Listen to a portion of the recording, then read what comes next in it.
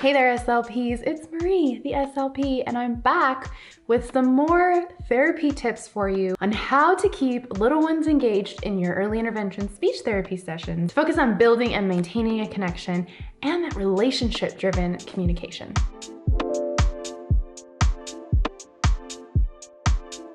All right, I'm coming at you with 5 tips on keeping kids engaged in your speech therapy sessions. Whether your sessions are 10 minutes, 15, 20, 30, however long. I know that we have this goal of staying engaged with our little ones and keeping them engaged with what we're working on and keeping that back and forth interaction going. The first tip I want to give you and probably remind you of when you're working with anyone, you want to be focusing on that connection. When we're thinking about communication, making sure that we're building and maintaining a solid relationship with our clients is everything. It's huge. And sometimes that means following their lead to the point where we are allowing them to have the space and the time that they maybe need. I think we focus so much on keeping that interaction going and being right there and face to face, which are all great things to be doing. But sometimes, especially when I've worked with little ones, making sure that during our 20-minute session, if they kind of go off into another space for a little bit and need that time alone, maybe they're processing, maybe they just need a break from the overwhelm of interacting with another human. We want to make sure we're allowing that. Following a child's lead does incorporate that. It's being aware of what another person needs in that interaction to support that connection, to support that relationship. Another piece of following a child's lead or a client's lead is when you're thinking about planning your session, are you incorporating things that would motivate that interaction? Or are you incorporating things that you think need to be done in that session? Make sure that you understand, where kind of that line is. Of course, it's good to have a plan. It's great to know what goals you're working on. But at the end of the day, if your client comes in and doesn't want to do the farm animal puzzle that you've set out, then change it, follow their lead and find something else out. Maybe they just want to do the Wheels on the Bus song all session long. What are ways that you can follow their lead but incorporate some of their goals and their language in that song? Are they imitating actions? Then there you go. That's a great way to do it. Maybe you have some visuals. Maybe you have a bus toy that you can do stop and go with. Make sure when you're thinking about promoting that connection, you're ready to think outside the box. Tip number 2, be enthusiastic. I think this is one of the best lessons I've learned from comedy improv classes, believe it or not. But I see this in myself when I am in my improv class, and then I can relate it over to being a speech language pathologist, especially with preschoolers. Sometimes when you're doing an activity that you've done over and over again, but is so fun for your client, you obviously want to keep doing it, right? I get bored. I do, I'll admit it, I'll get bored. And so sometimes even just for me, having that level of enthusiasm can really be an energy booster in a session. If my client hits the ball again for like the 16th time, it rolled down.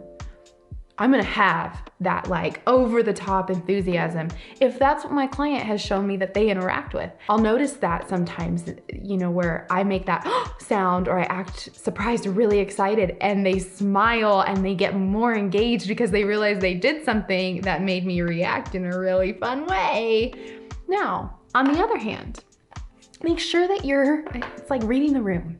Make sure that if you have a client where maybe that's like too much for, then you dial it back. You meet them where they're at. Again, it goes back to that ultimate thing of following their lead. I have 2 clients as an example. These are real clients, and we've been working a lot on requesting and just language for pragmatic functions. And something I like to use for that is the Jack in the Box, because there's so much you can do with it, right?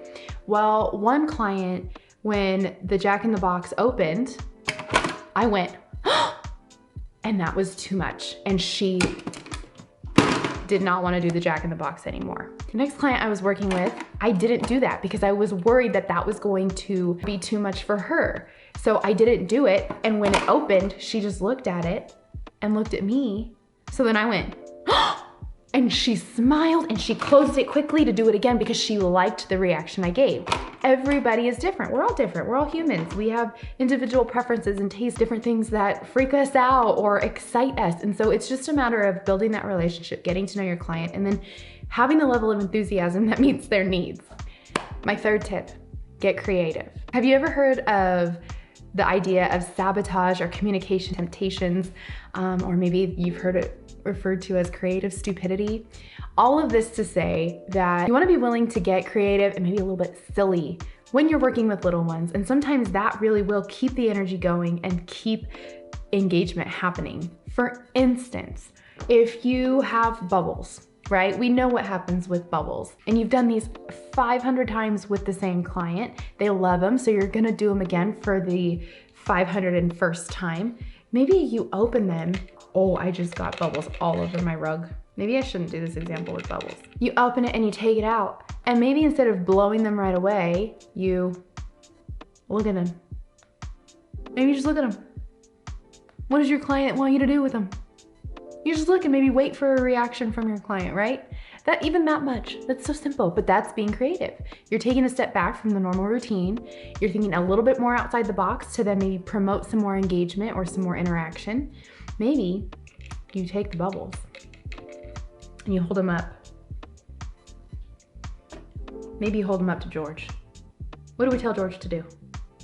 He needs to blow those bubbles, right? And so it's just a matter of kind of giving that extra push in a session. You can put things on your head. If you know my girl, Jenny Bjorum, have you seen her with the blue tape?